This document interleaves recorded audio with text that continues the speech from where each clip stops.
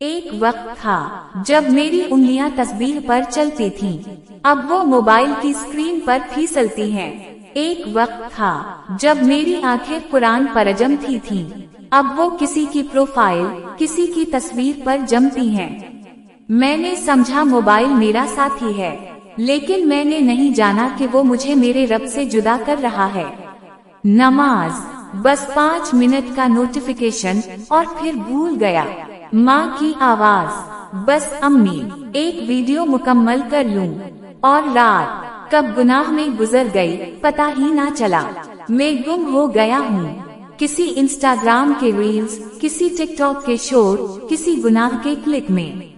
لیکن آج مجھے احساس ہوا، میں نے اسکرین کے بدلے اپنا رب کھو دیا ہے۔ اگر تم بھی یہی کر رہے ہو تو آج فیصلہ کر لو، یا تو موبائل رہے گا یا رب کی رضا۔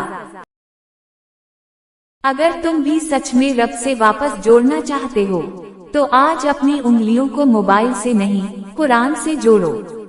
ویڈیو کو شیئر کرو، شاید کسی اور کی آنکھ کھول جائے۔